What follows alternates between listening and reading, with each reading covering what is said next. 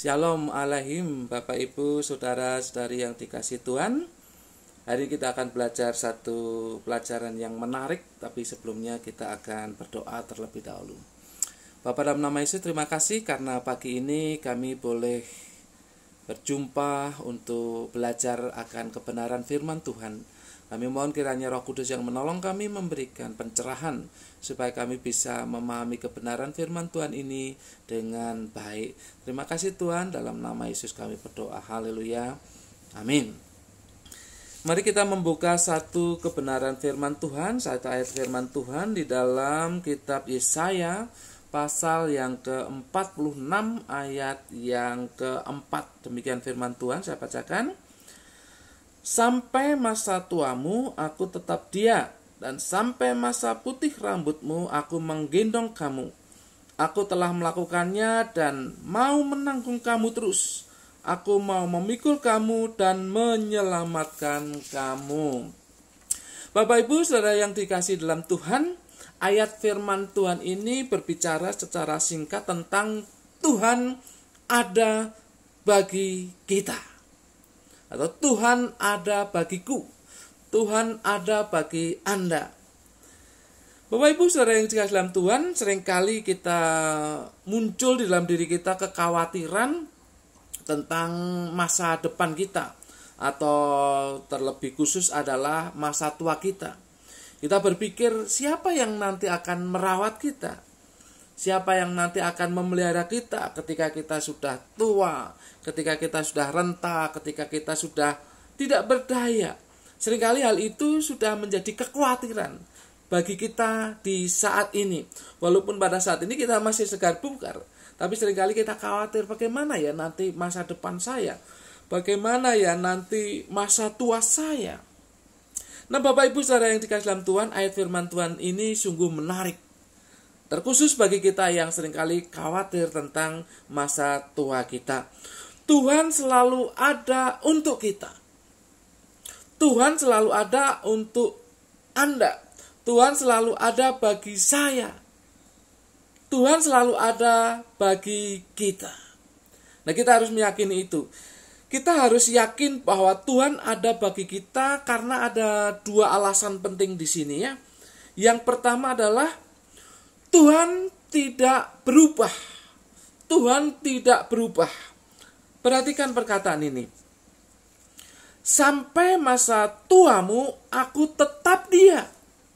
Frase Tuhan tidak berubah di sini adalah aku tetap dia. Aku tetap dia. Di sini katakan aku tetap dia. Artinya apa? Aku tetap sama. Aku tetap sama. Tuhan berkata, aku tetap dia, aku tetap sama.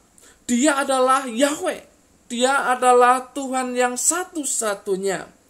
Di dalam konteksnya secara khusus kalau kita perhatikan mulai ayat yang pasal yang ke-45, di sana banyak dikatakan frase begini, beginilah firman Tuhan. Beginilah firman Tuhan. Kata Tuhan di sana menunjukkan Yahweh, menunjukkan Yehova. Dan kita mengerti, dia katakan aku tetap dia, itu berarti dia tetap Tuhan yang sama. Dia tetap Tuhan yang sama. Mari perhatikan konteks dekatnya. Pasal 46 ayat yang pertama ini dibandingkan dengan dewa-dewa. Disebutkan di sana, Dewa Bel sudah ditundukkan. Dewa Nebo sudah direbahkan. Patung-patungnya sudah diangkut di atas binatang, di atas hewan. Yang pernah kamu arak sekarang telah dimuatkan sebagai beban pada binatang yang lelah. Tuhan tetap ada. Dia katakan aku tetap dia. Itu dibandingkan dengan dewa-dewa yang disebut di sini pertama adalah Dewa Bel. Dewa Bel itu adalah dewa lokal Babel. Dewa Bel sudah ditundukkan. Itu dewa lokal Babel. Atau Dewa Baal Venesia. Kepada kepala dari dewa-dewa yang ada pada saat itu di Babel. Dewa Bel adalah dewa matahari. Kemudian disebutkan di sana yang kedua Dewa Nebo. Dewa Nebo ini adalah dewa orang Kasdim. Orang Kasdim ini orang yang berkuasa di Babel juga. Ini disebut sebagai dewa bulan. Jadi kalau kita perhatikan, Tuhan berkata, aku tetap ada, itu dibandingkan dengan dewa Bel yang apa? Yang sudah ditundukkan. Dibandingkan dengan dewa Nebo, yaitu yang sudah direbahkan. Jadi ketika Tuhan berkata, aku tetap dia sedang membandingkan dengan dewa-dewa yang dikenal oleh orang Yahudi yang berada di pembuangan di Babel, yaitu dewa Bel dan dewa Nebo. Menarik sekali di sini. Tuhan ingin menunjukkan, aku tetap dia. Coba bandingkan dengan dewa Bel yang sudah ditundukkan, dewa Nebo yang sudah direbahkan. Dia tidak berdaya, tetapi aku tetap dia. Itu yang Tuhan maksudkan. Dewa Bel dan dewa Nebo tidak berdaya, tetapi Tuhan katakan, aku tetap dia. Itu artinya Tuhan tidak berubah. Tuhan tidak pernah berubah. Jadi aku tetap dia katakan demikian. Tetapi dewa Bel tidak seperti itu. Dia ditundukkan, dia direbahkan. Dewa Nebo direbahkan. Nah, menarik di sini dijelaskan bahwa itu adalah pembandingan. Pembandingan pribadi yang sangat maha kuasa itu, yaitu Tuhan, dan dibandingkan dengan dewa-dewa yang disembah oleh orang Babel, yang dikenal juga oleh orang Yahudi yang berada di sana. Itu kita lihat konteks dekatnya. Kalau kita perhatikan dalam konteks jauh, dalam pelajaran Alkitab Perjanjian Lama ini, dia itu pencipta. Maka dia katakan, aku tetap dia, aku yang adalah pencipta. Dalam sejarah bangsa Israel, ketika mereka berada di Mesir dan kemudian keluar dari tanah Mesir, itu menunjukkan bahwa yang berkata, aku tetap dia, itu adalah Tuhan yang menebus bangsa Israel. Ini di pengalaman zaman Musa. Nah, ini menarik. Ini menarik.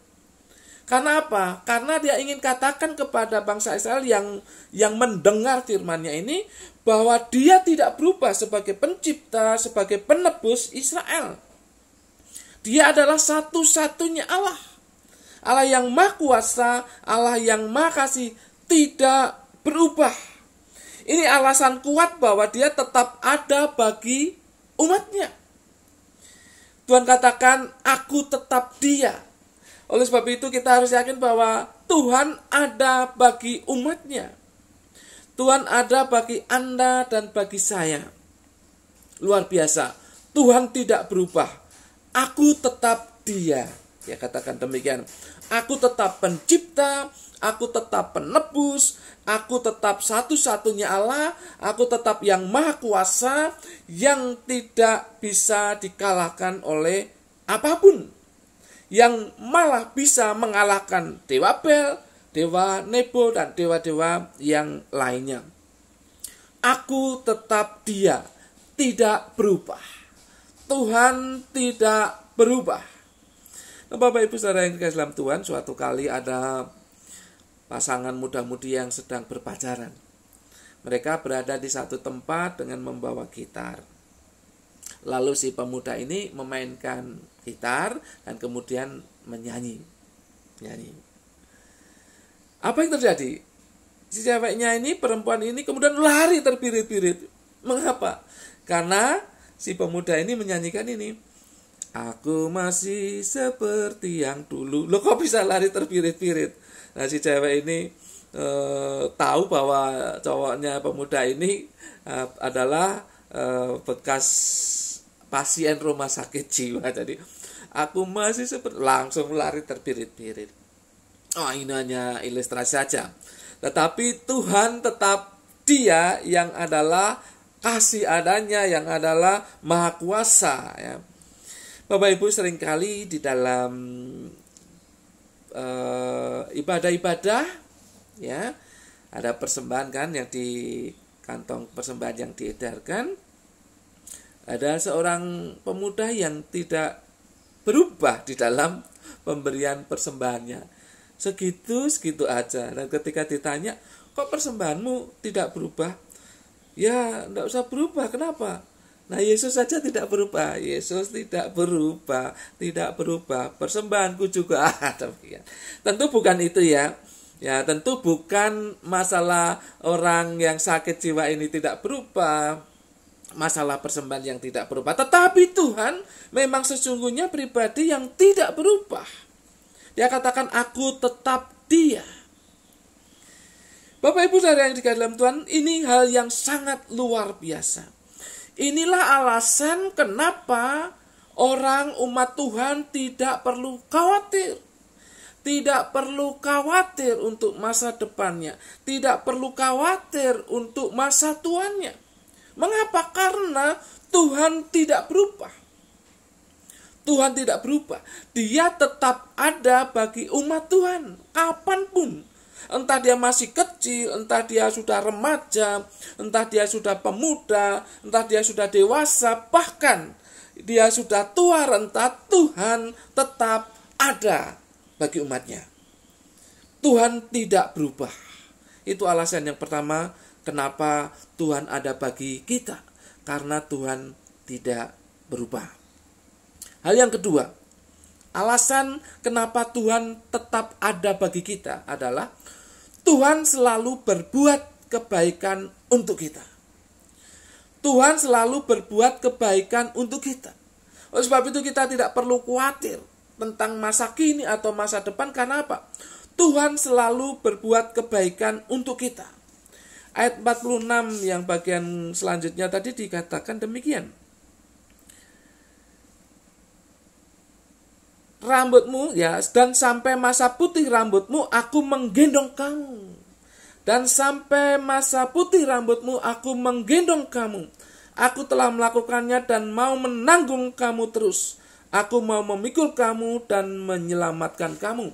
Ada beberapa perkataan di sini, ya, tiga perkataan yang menarik, yang membuat kita harus semakin meyakini bahwa Tuhan selalu berbuat kebaikan untuk kita. Yang pertama, menggendong.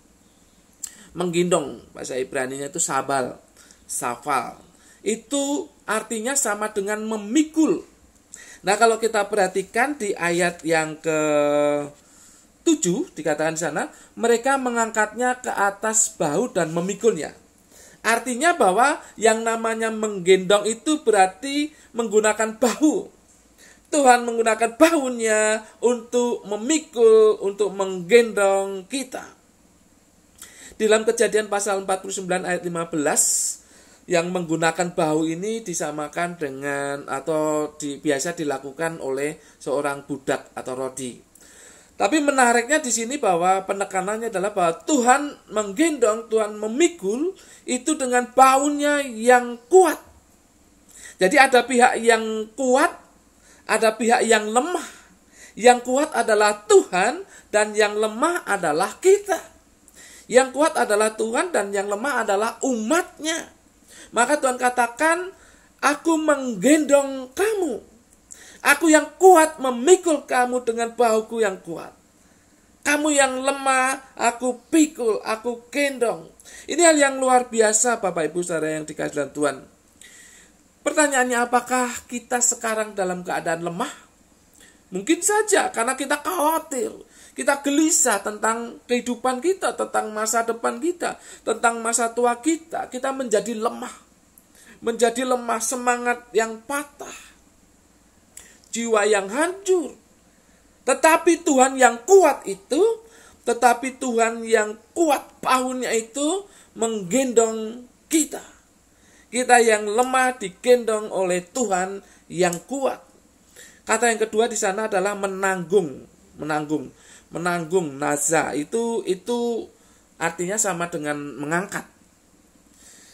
Berarti ada yang terjatuh di sini. Siapa yang terjatuh? Ya kita. Kalau Tuhan katakan aku menanggung kamu, aku mengangkat kamu, itu artinya kita sedang dalam keadaan terjatuh. Aku menanggung kamu, aku mengangkat kamu, itu artinya umatnya sedang dalam keadaan jatuh. Maka Tuhan yang kuat tadi sanggup untuk mengangkatnya kembali. Kata yang ketiga adalah menyelamatkan. Menyelamatkan malat itu intinya melepaskan dari apa? Melepaskan dari jerat dosa dan pencobaan. Tuhan sanggup melepaskan umatnya dari jerat dosa dan pencobaan. Tetapi juga Tuhan sanggup melepaskan umatnya dari musuh. Tuhan juga sanggup melepaskan umatnya dari pergumulan hidup. Luar biasa. Di sini nampak bahwa ada yang terbelenggu. Entah itu terbelenggu dengan jerat dosa atau pencobaan, entah itu dibelenggu oleh musuh, entah itu dibelenggu oleh pergumulan hidup. Nah, bangsa Israel mengalami hal yang demikian. Umat Tuhan mengalami yang demikian. Mereka terbelenggu. Ada yang terbelenggu oleh dosa. Oleh karena apa? Oleh karena mereka tidak bersifat murni lagi dalam kehidupan rohani mereka. Mereka terbawa-bawa dalam penyembahan berhala. Tetapi juga ada dalam pergumulan hidup yang luar biasa yang membelenggu mereka. Mereka berada di tanah yang menjajah mereka. Mereka berada di tanah pembuangan, tanah perbudakan. Oleh sebab itu mereka bergumul dalam hidup mereka dan mereka terbelenggu. Jadi ada yang terbelenggu di sini, ya ini umat Tuhan. Tetapi Tuhan katakan, aku menyelamatkan kamu. Ini hal yang luar biasa. Aku melepaskan kamu dari belenggu itu. Kebaikan Tuhan itu senantiasa. Perhatikan, dikatakan di sana, aku telah melakukannya. Aku telah melakukannya. Dan terus mau menanggung kamu terus. Luar biasa nih ya. Kebaikan Tuhan itu senantiasa dirasakan oleh umat Tuhan. Aku telah melakukannya. Jadi sebelum bangsa Israel berada di pembuangan, Tuhan sudah menunjukkan kebaikan-kebaikannya. Sebelum mereka terbelenggu oleh pergumulan kehidupan, Tuhan sudah menunjukkan kebaikan-kebaikannya. Dan dikatakan, dan terus sampai kapan? Sampai masa tuamu, sampai masa putih rambutmu. Luar biasa. Kebaikan Tuhan itu senantiasa ada. Kebaikan Tuhan dalam bentuk menggendong umatnya itu senantiasa ada. Kebaikan Tuhan dalam bentuk menanggung umatnya senantiasa ada. Kebaikan Tuhan dalam menyelamatkan umatnya senantiasa ada. Tuhan sudah membuktikan dan akan terus membuktikan. Ini hal yang sangat luar biasa. Tuhan baik bagi umatnya. Bapak Ibu Saudara yang kasih dalam Tuhan, suatu kali ada banjir. Nah, ada orang Kristen ya, orang Kristen kena banjir daerahnya. Lalu ada regu penolong membawakan perahu karet untuk menolong orang Kristen itu. Tapi kemudian orang Kristen ini mengatakan, tidak, saya akan menunggu kebaikan Tuhan, pertolongan Tuhan. Oke, kemudian air semakin naik. Dia sudah mulai naik ke atap. Lalu kemudian datang lagi perahu karet. Lalu ingin menolong orang Kristen ini. Orang Kristen ini berkata, oh tidak, saya menunggu Tuhan berbuat baik kepada saya. Saya menunggu Tuhan menyelamatkan saya. Oke, ditinggalkan. Lalu air sudah naik, dia sampai bubungan, sampai tingkat yang tertinggi dari rumah itu. Helikopter datang untuk menyelamatkan dia, tapi dia katakan, tidak. Aku menunggu kedatangan Tuhan, kebaikan Tuhan. Ditolak semuanya. 3 kali ingin ditolak. Lalu air itu tinggi, melewati batas rumah dan dia hanyut. Lalu meninggal. Nah, ketika meninggal, dia berada ketemu dengan Tuhan. Dia bertanya, protes kepada Tuhan. Tuhan, kenapa engkau tidak menolong saya? Tuhan, kenapa engkau tidak datang untuk menolong saya? Lalu kemudian Tuhan berkata, saya sudah datang 3 kali. Kebaikan saya sudah saya tawarkan 3 kali. Kapan Tuhan? Nah, itu waktu perahu karet yang pertama datang. Perahu karet yang kedua datang. lalu helikopter datang, saya sudah datang untuk menolong kamu, tapi kamu tolak. Ya, orang Kristen ini tidak bisa berbuat apa-apa. Bapak Ibu saudara yang dalam Tuhan, Tuhan itu berbuat baik senantiasa bagi umat Tuhan.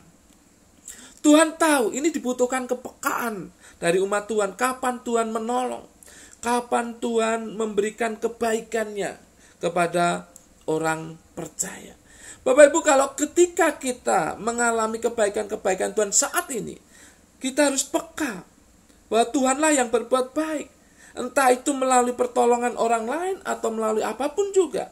Tetapi kebaikan Tuhan itu nyata bagi kita. Menarik. Jadi Tuhan ada bagi kita. Tidak perlu ada kekhawatiran. Alasannya karena Tuhan tidak berubah. Alasannya karena Tuhan selalu berbuat kebaikan untuk kita. Sampai masa tua kita. Jadi kita tidak perlu khawatir, baik zaman ini, baik saat ini, maupun masa tua kita. Karena Tuhan selalu berbuat baik kepada kita. Kau selalu hadir saat aku rindukanmu. Kau yang selalu setia menopangku dengan kasih setia, memberi aku kekuatan di tengah badai yang menakutkan, sampai memutih rambutku. Kau putuskan aku menutup usiaku. Ku kan selalu menyembahmu, oh Yesus Tuhanku. Ku milikmu, selamanya bagimu. Kau selalu hadir saat aku rindukanmu. Kau yang selalu setia menopangku dengan kasih mesra, memberi aku kekuatan di tengah badai yang menakutkan, sampai memutih rambutku. Kau putuskan aku menutup usiaku. Ku kan selalu menyembahmu, oh Yesus Tuhanku. Ku milikmu, selamanya bagi, sampai memutih rambutku. Kau putuskan aku menutup usiaku. Ku kan selalu menyembahmu, oh Yesus Tuhanku. Ku milikmu, selamanya bagimu.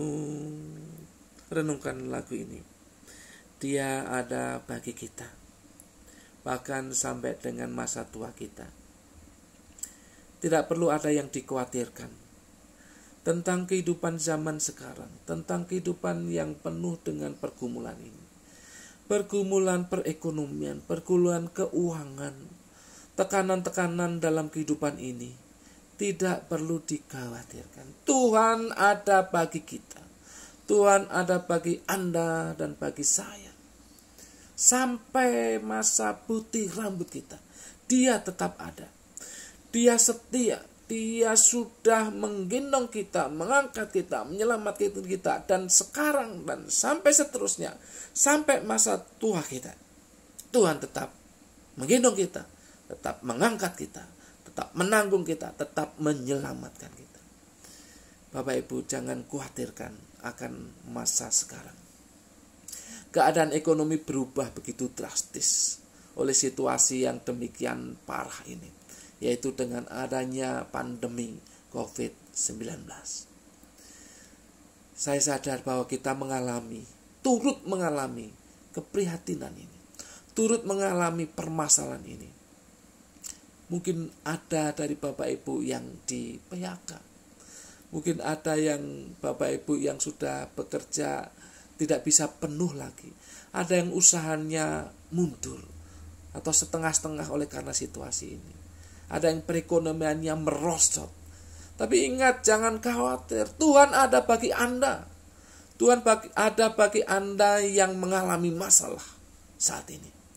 Tuhan ada bagi saya juga. Jangan khawatir. Percaya saja kepada Tuhan. Dia ada bagi kita.